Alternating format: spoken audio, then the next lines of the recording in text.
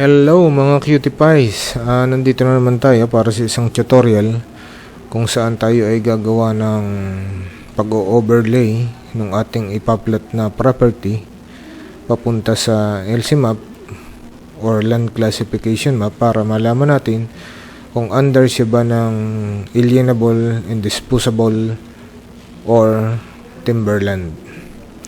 So, nag-gather ako dito ng data, which is ang nakuha ko is, although hindi siya collective na gagamitin natin sa split, pero siyempre makakatulong ito.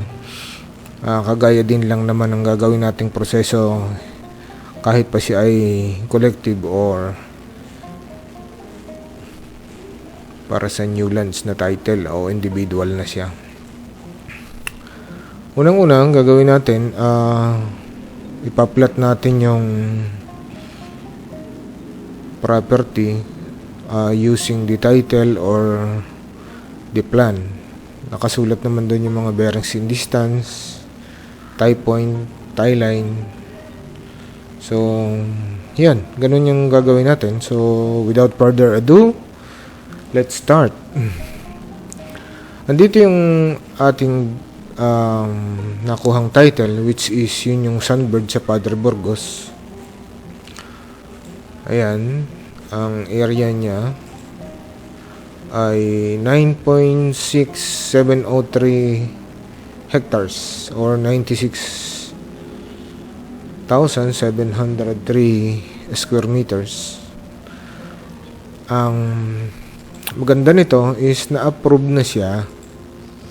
Meron na siyang approved na plano.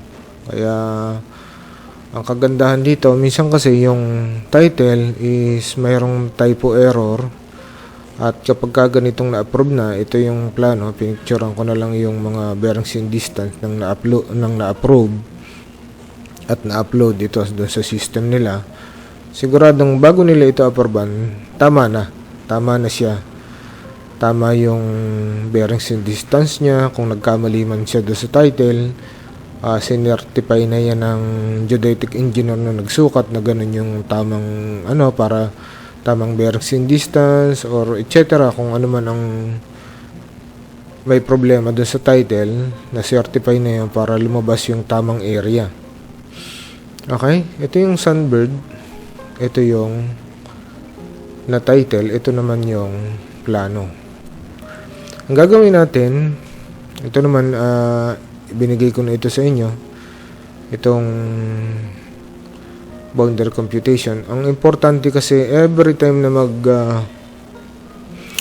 mag-encode tayo, siguraduhin natin na sa bawat property is magsi-save as tayo. Save as natin kung anong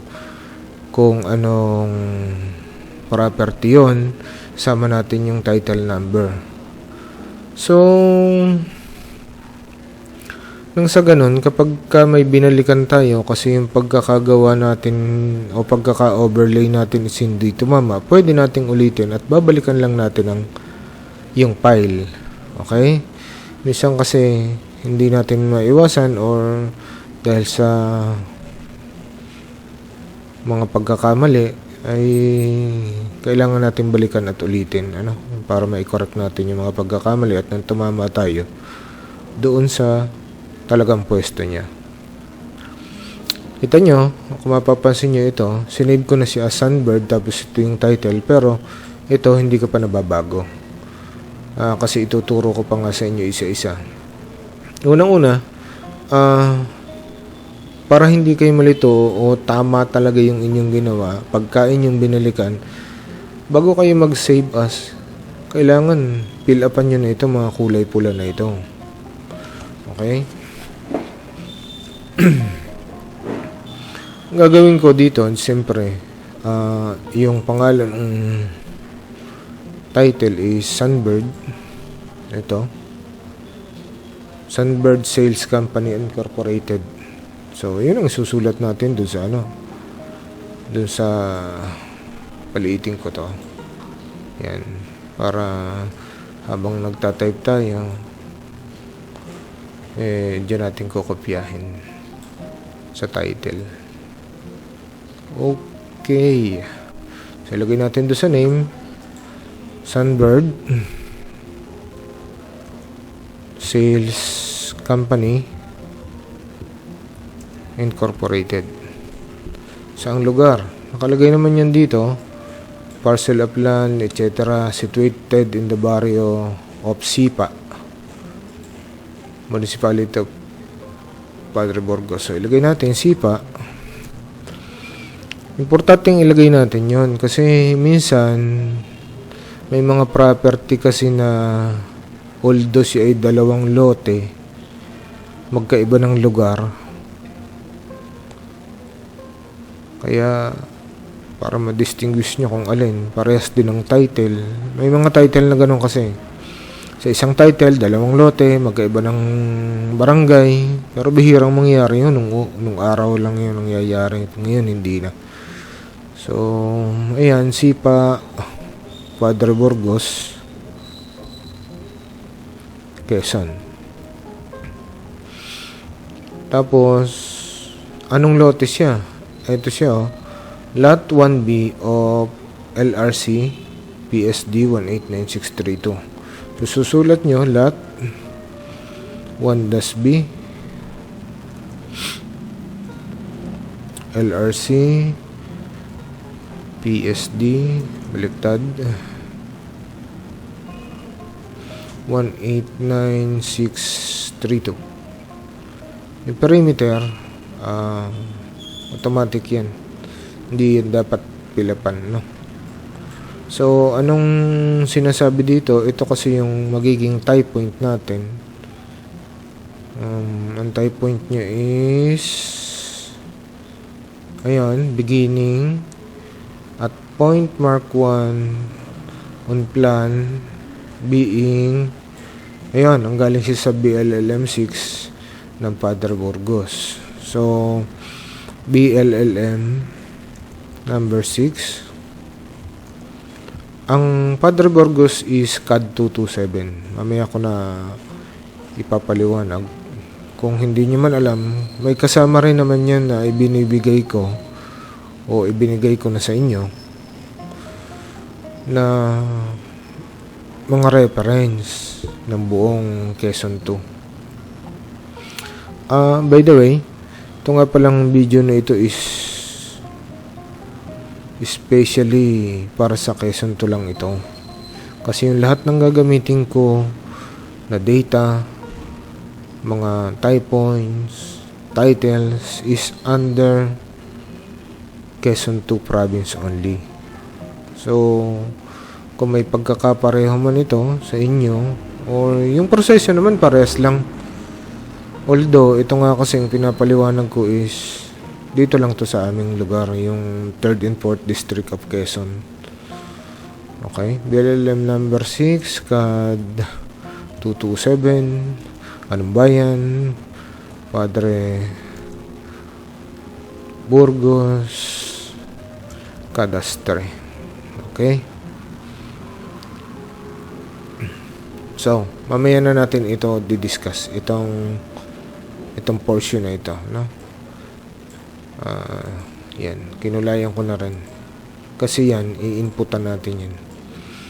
Okay,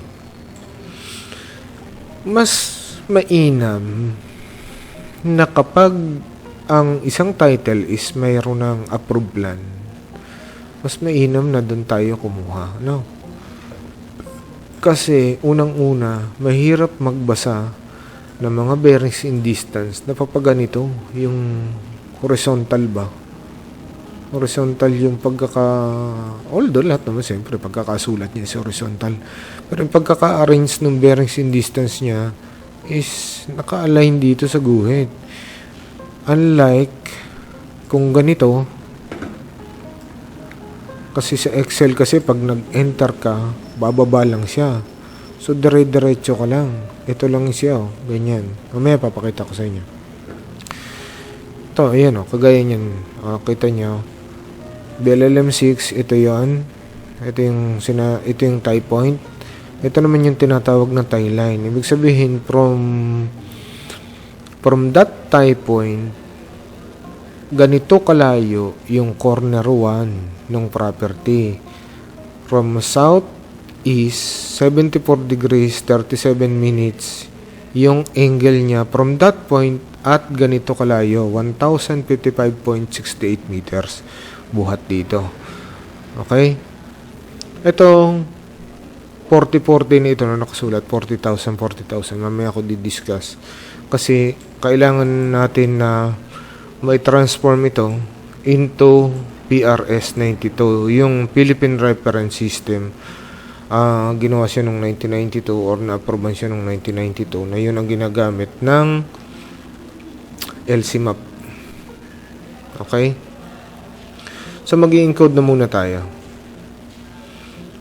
So, yan. Ito, nakalagay dyan is, ano bang klaseng survey siya? Subdivision survey. Iba't ibang klase kasi ng survey, hindi ko rin papaliwanag yan. Mayroon dyan consolidation survey, ganon. Yung data about this is dun nyo na lang tingnan dito. Nakalagay naman yan eh. Date of survey. Okay. Ayun, December 11, 2019. So, ilagay natin yan. December 11, 2019. Yung title niya is ito. At saka ito. Ayan, pares lang naman yan. Kasi yung paggawa ng plano, dito rin kinukuha sa title. Pero dito, ang kompleto na dito nyo na makikita lahat sa plano. So, bakit nagkaganon? So, gawin natin itong date. Short date. Bawa, yan. Pwedeng ganyan. Pero ako, mas prepare ko yung ganito. So, yun. Okay. Translatean uli natin para kita natin yung kabila. Ang title niya is ito yan, 319755. Tapos ang area niya, makikita nyo rito. Yan. 96703. Okay. Importante ilalagay mo yun dyan kasi kapag nag-encode tayo, dapat hindi magkalayo yan. Maliit lang ang diferensya. At yung pag-correct, tuturo ko din sa inyo. Kagaya nyo, no? Okay. Mamaya, dadako tayo dyan. Okay. Balik tayo dito. Yan. Lalakan ko ng konti ito. Kasi ang kailangan lang natin is yung sa boundary.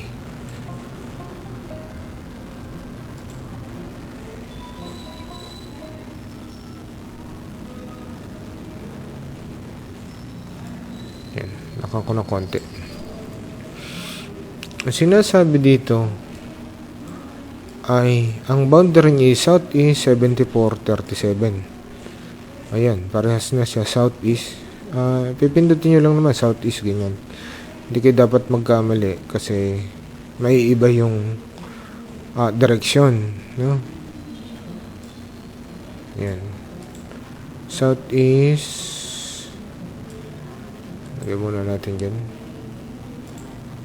74 37 1055.68. Okay.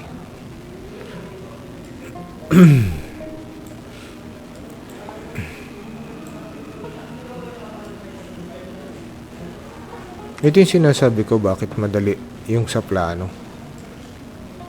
Mas madali talaga yung sa plano kasi enter ka lang ng enter, ganyan, no? Halimbawa, ito, kukopyahin mo lang ito, pababa. So, enter ka lang, 36.25, 159.86, 70.14, 88.33, 39.66, 49.42, and so on. Okay? Tapusin ko lang para makita nyo.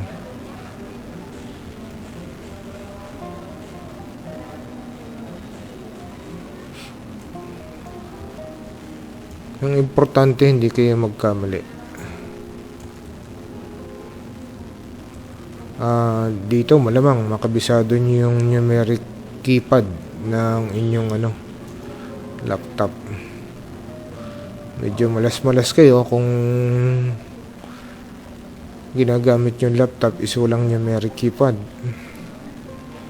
So dito kayo sa bandang itaas, doon sa mga function key, malapit yung mga number doon.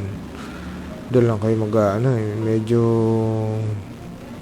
mahirap, medyo mabagal.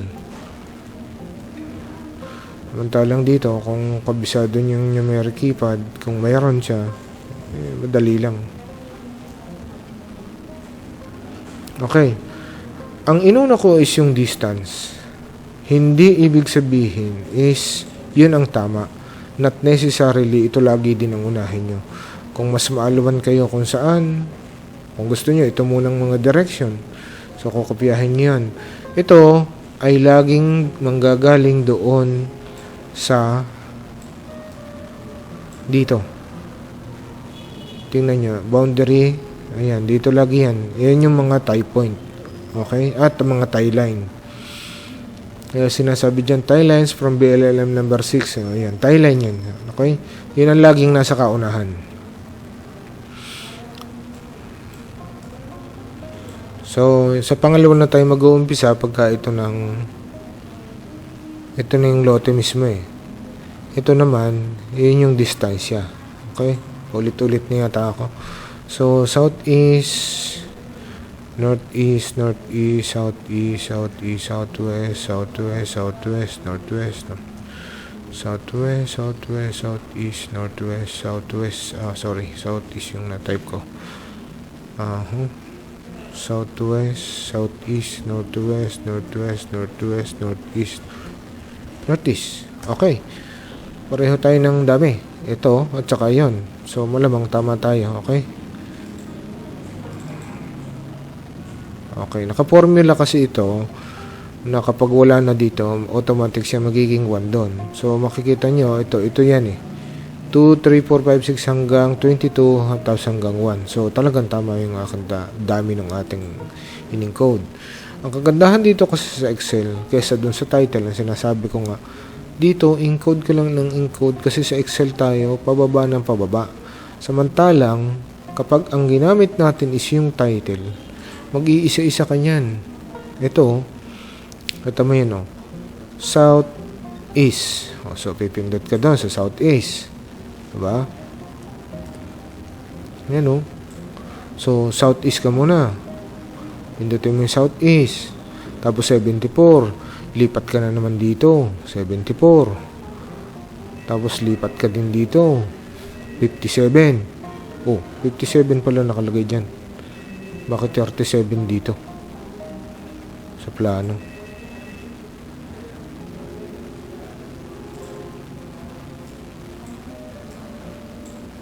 Bakit 37? Okay. So, ibig sabihin yan, kung may correction na ganito, so binago na yun, dahil siguro mali yung kagaya itong sunbird is may ilog, no? Kagandahan kasi niyan, yung mga natural boundaries, hindi nalipat, although nababago ang direksyon ng ilog, kasi minsan, pag bumaha, kinakain yung pero hindi yan nalipat. Diyan at diyan din lang yan. So, kapag ito naging 57, halimbawa, kagaya nung nasa title, which is ito, 57, at maaring bumaba ito masyado sa ilog o napunta doon sa katabing lote, ginagawa nyo ng koreksyon kasi minsan, yung pinanggalingan nito, yung predecessor nito, is halimbawa is tama siya, 37 naman ang nakalagay pero medyo malabo, so nung kopyahin ito at gawa ng bagong titulo naging 57. May mga pangyayari na ganun kaya nagkakaroon ng typo error at ngayon kasi nako-correct naman yan, although sa DNR lang yung ginagawa, sa LRA hindi sila pumapayag ng ganun, not unless may evidence ka na yung pinanggalingan, halimbawa nga yung predecessor nitong title na ito is 37 naman talaga nakalagay. So, pwede yan. Kasi ang sinasabi ng LR is only the court order can change anything inside the title. Kung may babaguhin ka dyan. Samantalang ang DENR, napayag sila noon para maitama. So, sabihin mo lang doon na instead of ganito, ang correct na timeline ay ganare. So, GE ang nagawa noon. Tapos, itinatama naman na sa plano. So, pagka yung plano ginawa ng bagong title, bago na siya. Okay? Balik tayo dito sa ating encoding. Yan. So, ipapalitan ko ulit ito. Babalik ko dun sa 37. Okay. Kaya sinasabi ko, mahirap mag-type pagka ganito. Kasi isa-isa, lilipat ka doon, dito, wag ganun. So, horizontally, ganun din ang pag-i-encode mo. Samantala kung ganito, pindot ka lang ng pindot, enter ka lang ng enter para bumaba lang siya ng bumaba. So, kagaya nito, 21, 88, ito nandito na tayo Dito, yan. 88, 67, 41, 51.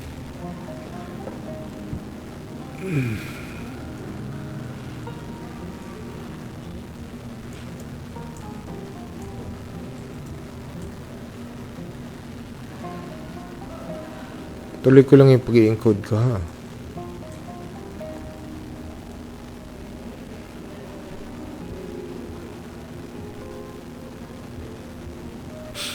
dito naman kabila. Ito namang minutes. 0, 11, 34, 31, 9, 36, 55, 27, 6, 36, 3, 30, 39, 23, 2, 56, 41, 23, 7, 46, 28, 59, 40.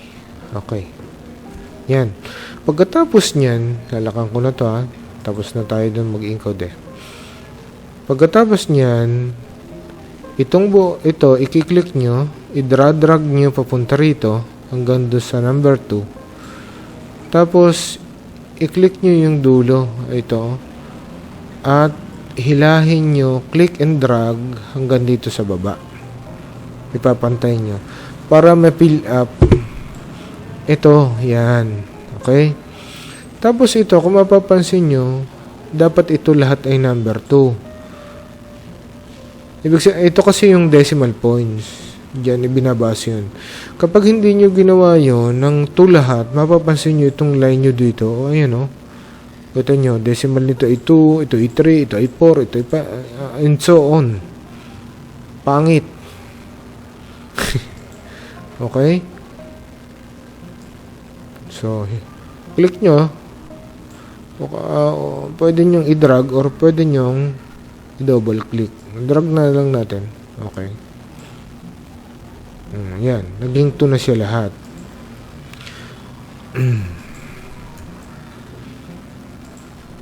Dapat kasi ito naka-0 lahat. Okay? So, 0 lahat. Ito, yung latitude departure na tinatawag, yan yung error noong pagkaka-encode natin. Kasi sa totoo lang, pag nagsusukat kasi is coordinates siya by coordinates. So, nag-create siya ng direction kagaya nito, north 6734, 70.14 from this point to another. Okay? Sa AutoCAD maintindihan natin yan. Panoorin nyo lang yung ibang video natin. Okay? Ito dapat din i-distribute itong latitude departure na ito. Para itong area na ito is mag-match dito sa talagang area niya. Okay? And kung makikita nyo, hindi rin ito kapareho nito. Andun yung difference nyo, 95, ito 99, so may 0.04. Yan yung, kaya hindi siya close. So, gagawa tayo ng ng di-distribute natin. Kapag ito ay positive, so walang sign, ang ilalagay nyo dito sa pagko-correct is negative. Okay, negative 0.01 halimbawa. Tapos negative 0.01, negative 0.01, 5.01, okay. Tapos ito naman, negative 0.02, wala ka, 01. 01 muna. 9.01. Na-distribute nyo na, 00 na ito. Pero hindi siya tugma. Okay, ang laki ng kulang. 696. Ito ay 703. So, kailangan natin hanapin kung saan ito dapat ilagay para tumaas itong area na ito papunta ron. So, delete mo halimbawa yan. Kapag ba nagpunta ako dyan, nadagdagan ba? Bumaba lalo. Okay? So, ilagay natin yan dyan. Ito ba? Kapag bumaba, mas lalaki. 96.4. Hindi pala. Kanina pala, mas lumaki pala. Negative point.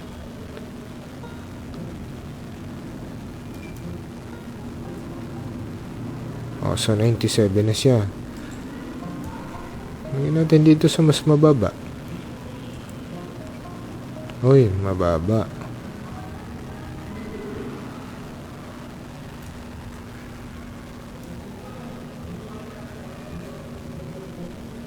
Mm-hmm, 98.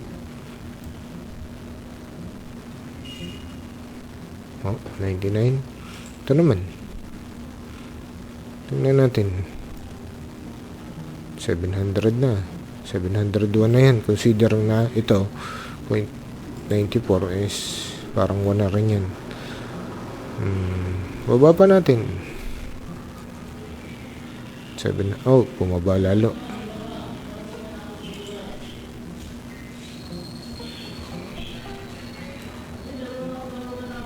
Bumaba rin.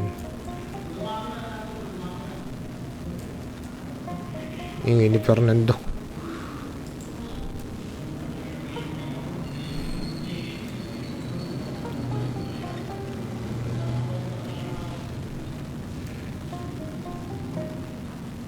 Pwede na yan kung tutuusin. Kasi ito, pag na-round up mo to, 3 na rin to. Pero kung kaya nating ilapit, hindi na lumapit. Mas lumayo pa. So, ibig sabihin, malamang sumubra tayo.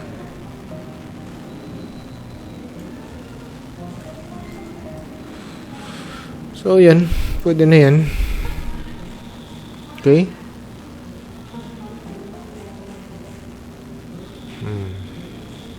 Save. Ngayon, ang susunod natin gagawin is sinasabi ko nga, ito kasi ang tinatawag na local coordinates. Dapat ito ma-transform natin into grid. Yung grid is yung PRS-92 nga na system. Paano natin gagawin yon? Ito yan. Ito, binigay ko na ito sa inyo, no? May mga available na ako dito na ganyan. Ito ang gagamitin natin. Dito, isi-select nyo na lang ito. Kung anong kadastro yung ginamit nyo. Ginawa ko na yan. Ito yung Father Burgos. O, nakapansin nyo, pagka nilipat natin, automatic na siyang nagbabago. Yan ay galing dito. Kung gusto nyo mag-add, pero alam ko hindi nyo na dapat gawin yun kasi lahat doon sa Quezon to lang ito lahat naman ay ilagay ko na rito. Kung yung sa mga ibang bayan, ibang province gustong gumamit din ito, pwede nyong idagdag dito itong hanapin ko lang. Ayan, ito yan eh. Ito. Siyadong maliit. Actually, dalawa yung monitor na gamit ko. Nandun ito sa kabila. Kaso, hindi siya, ang hirap hindi ko alam kung paano gawin sa video yun. Dalawang monitor yung ika-cuts niya para sa video. So, ganito yan. Kalawag pala ito. Sorry naman. Halimbawa ang Padre Burgos. Ari pala.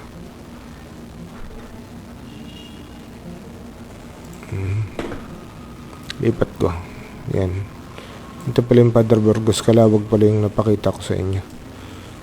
Kasi bala ko sanang gawing example yung kalawag kanina. So, ito siya. Ito yung Padre Burgos. Cadastre. Kung hindi pa naka-add ito, ganito lang yan. Tuturo ko sa inyo.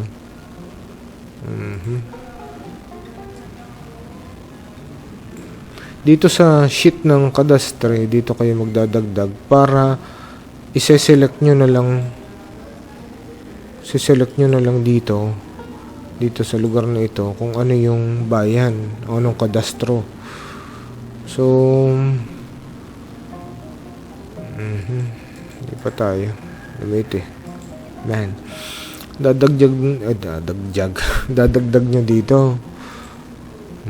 Yan. Halimbawa, ika-57, wala pa yung Padre Burgos. Lalagay nyo dito yan. So, ito, latitude degrees. Yan, ito yan, 13. Napakita ko na lang yung sa Padre Burgos na. Yan. ID. Ito, anong bang kadastro yan? CAD 227. And dito yan, Ayun, CAD 227. Tapos, latitude degrees. Ito yun, 13. Ito yun, 54. Ito yun, 52.338. Okay, yun. Tapos punta naman tayo sa longitude. Longitude niya is 121, 48, 43. Ayan, 48, 43.819. Ang sinasabi dito is 2020. Yun yung coordinate. Ito yung local coordinates. Not 2020. Lalagay nyo din yan dyan. Tapos ito, kung mapapansin nyo, may nakasulat dyan dito. 1843.80, 1801.30. Ayun yun. Itong number na ito, hindi nyo na-encode kasi automatic yan dahil ginawa ko na ng formula yan. Divided by 60 yan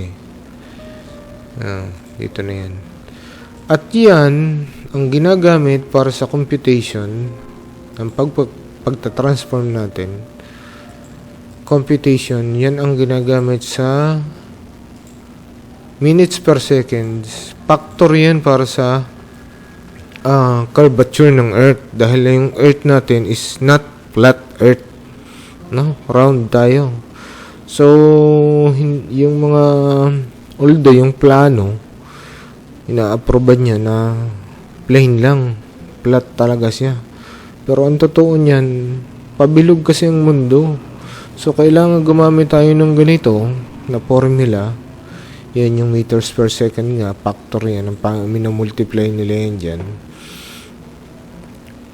Para makuha mo yung curvature ng Earth. So, saan ito makukuha naman? Halimbawa, yung BLLM6. Okay? Makukuha natin yan doon din sa ito, halimbawa ito BLLM6. Kaso isa nakalagay dito pwede malaban yun. Northing at saka easting ito hindi pwedeng ilagay ito, iba yan yung local coordinate. So hanapin natin yung BLLM6 na may nakapasok na northings at saka eastings. Meron naman sila niyan. Meron dito, binigay ko na rin sa inyo yung record.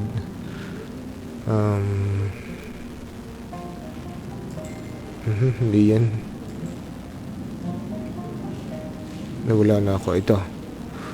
So, hanapin natin. Ito kasi mga ano ito GP, yung geographic position yan. So hindi naman ganyan ang i-encode natin. Ito yan. CAD 227 Padre Burgos. So hanapin natin yung BLLM 6. Ayan. So encode nyo dyan yung liitang kuli pala. Yung BLLM 6, ayan o. 25263. Ilagay natin 25263. Tika, 5 din ba yan? O 6? Ito, mukhang 5 eh. Mukhang 5-3. Tingnan natin sa iba. Ito, 5 nga.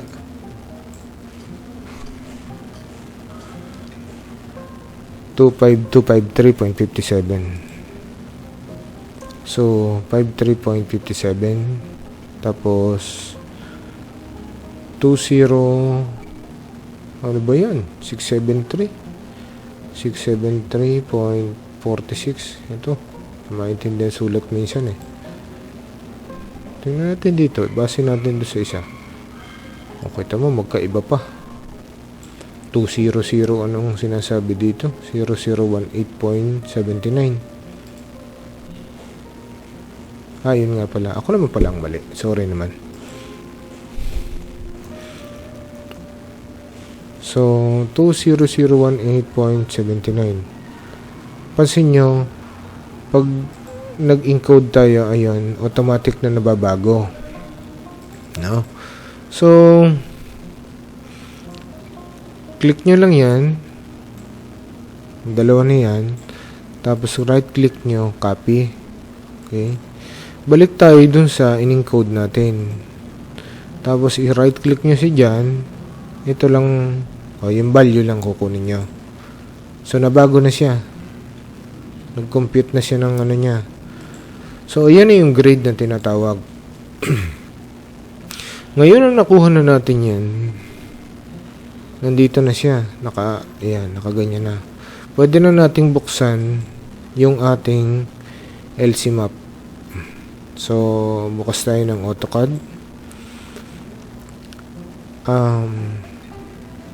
Kung paano gumawa nung layer na bawat layer magkakaiba ng LC map. Sa ibang video ko na lang ituturo yun. Okay? Pero dito ngayon, binigay ko na sa inyo yung buong file ng lahat ng naka-layer na lahat ng LC map na available sa Quezon 2. Okay? So, isi-separate ko na lang yung tutorial nun kasi yun ay para sa mga para sa mga may extra time para pag-aralan yung mga ganun. Alam ko magiging busy kayo kaya bibigay ko na sa inyo ito na kaagad. Okay? Yan, pagbukas ng AutoCAD nyo, ipipinin ko na kasi dito eh. Hindi na siya kung saan ko pahanapin, nakapin na siya rito. So, ito yung LC projection map. Okay.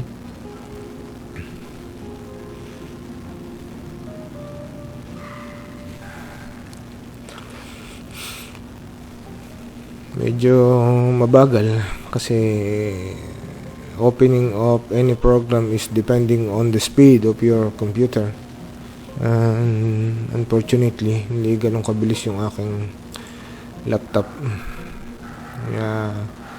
Ito, pag click nyo yan, makikita nyo kung anong layer siya. Ayun o, tagkawa yan. LC 1813. Okay, yun eh. Pero ituturo ko yan next time. So, isasarado muna natin to. Ganito. Ito yung mga layer eh. Siya ay Tagkawayan 1813. So, ito siya. So, ito nyo. Ito ay Breeze Ortho para matunaw siya, hindi na siya makikita, hindi siya visible dyan, okay? Kasi tagkawayan yan eh. Ang gagamitin natin is Padre Burgos. Okay. balik tayo dun sa in-encode natin, which is ito yon. Copy natin yan, no? Ito yung in-encode natin, ito yung line, copy natin yan by click nyo dito, papunta ganon. Okay, copy. Tapos balik tayo sa AutoCAD. PL, ito command na ito is PL, polyline. Tapos enter nyo, or enter or spacebar, kahit alin, okay lang. Tapos pag lumabas ito, specify start point is Control V, no? Control tsaka BS Victory, paste yan. So Control V, yung kinopya nyo doon na coordinates, andito na siya, ayan.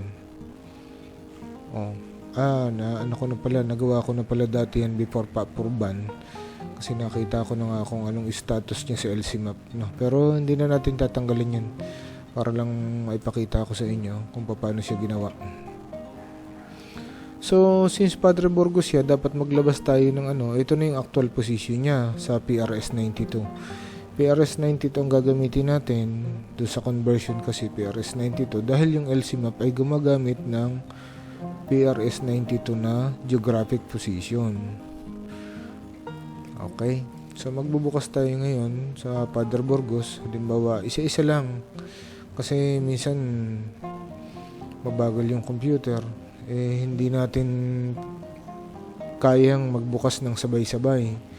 So hanapin natin yung Padre Burgos, i-untow natin ito, pakita natin 207, ayan. Tapos click nyo dito, so lalabas na yan. Ayan, ang sinasabi naman dyan is AND siya. Okay, pero hindi malinaw. So pwede kayong, kasi ganito yan, may mga bayan na ito, kasi ilang bayan itong nasakop nito, Padre Burgos, Agdangan, saka may Unisan pa. Ganong kalaki yung pagkakagawa ng LC map niya. Hindi lahat ng LC map is ganito. May mga LC map na sa isang bayan, ilang LC map, portion by portion, kasi malaki. Ito, yan. Ito kasi ilang bayan ang nasakop nito.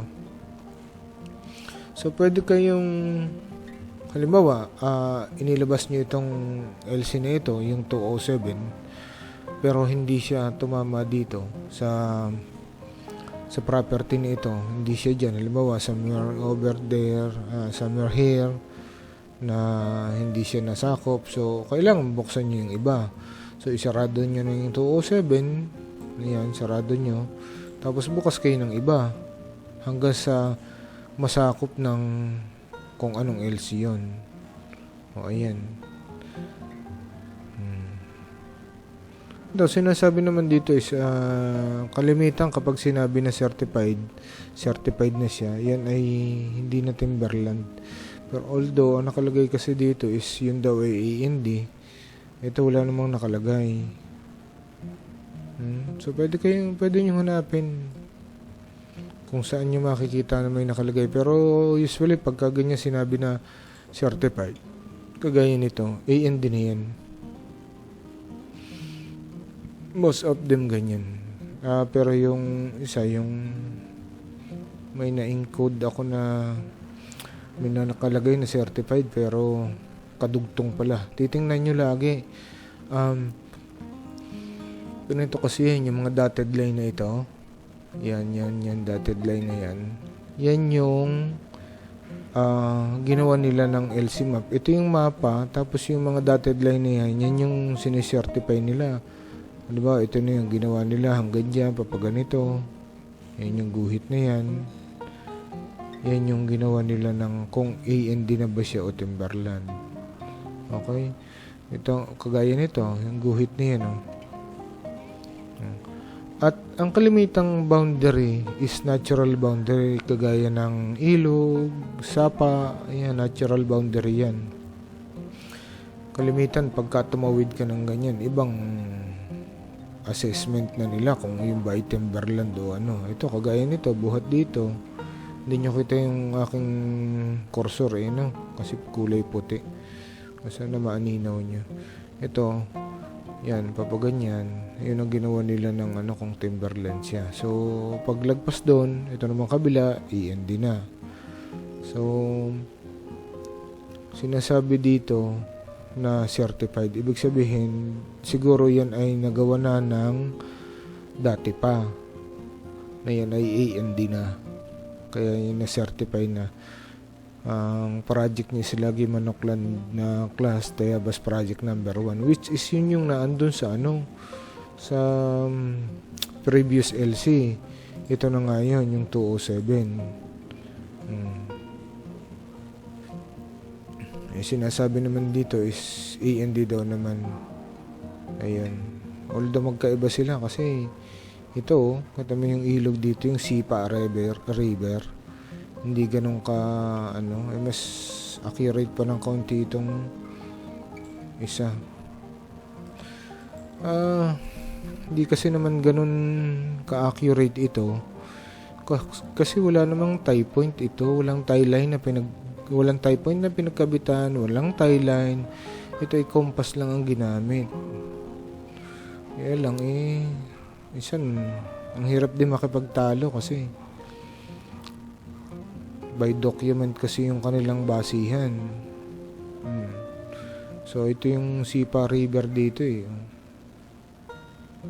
doon sa kabila, tumawid na dito sa bandang itaas. So ganun lang. Pagkatapos nun, ilalagay nyo doon sa land classification kung kailangan nyo siyang gamitin. Balik ako doon sa okay na tayo dito kasi nagawa na natin, overlay na natin.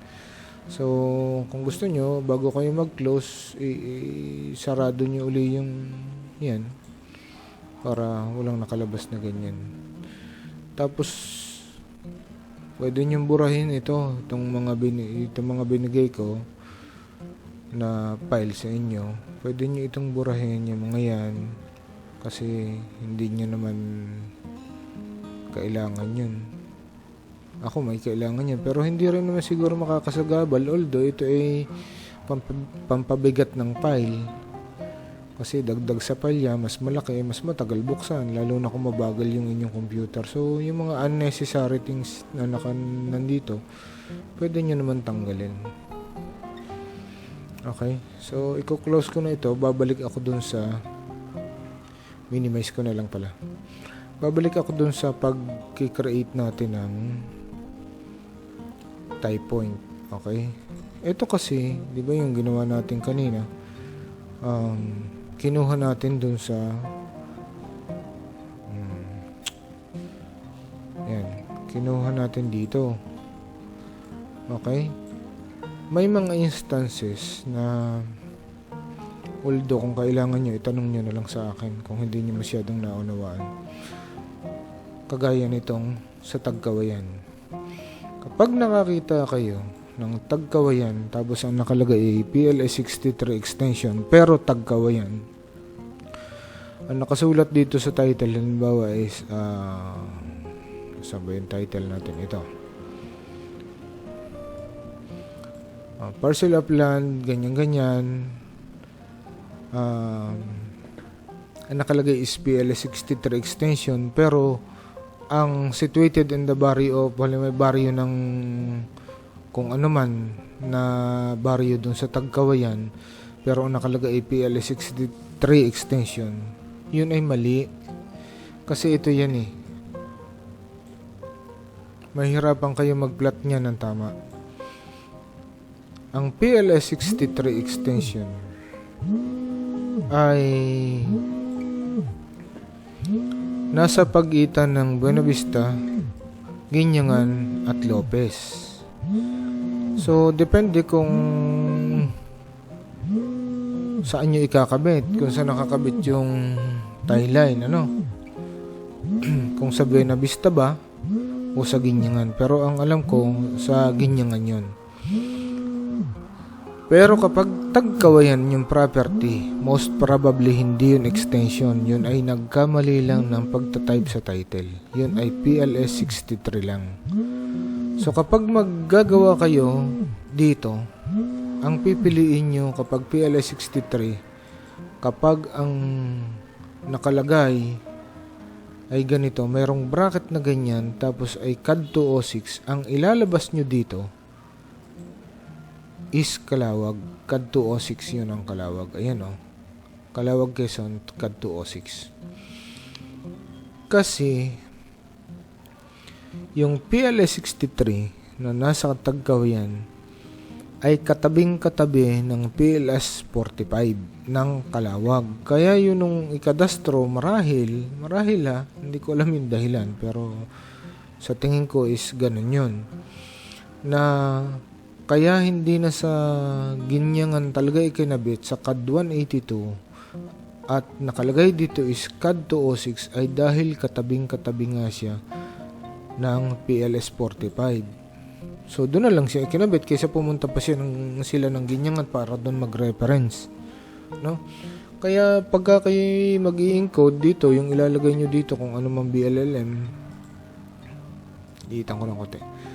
Kung ano man BLLM yung kailangan, tapos i-encode nyo rito, tapos may nakalagay na CAD 206, ang ilalabas nyo dito dapat yung Calawag. Ibig sabihin, doon siya ikakabit sa Calawag. Okay? Medyo nakakalito ito, pero kung nahirapan kayo, tanong nyo na lang sa akin kung anong dapat gamitin at ipapaliwanag ko uli naman. So, ano lang naman yun sa may mga ganito sa PLS 63 sa Calawag, sa Tagkawayan, sa Ginyangan at saka sa Tagkawayan lang. Tapos meron din nito na medyo nakakalito ay sa Mulanay. Kasi yung Mulanay is CAD 172 tapos hanggang San Francisco siya, tapos may PLS 71 pa doon. Ano? Basta pag hindi na unawaan, pwede namang magtanong. So yun lang mga cutie pies, at I hope makatulong ito sa inyo and maka-accomplish kayo ng marami. Ano? Good day and God bless all of you. Be safe at yun lang. Bye-bye.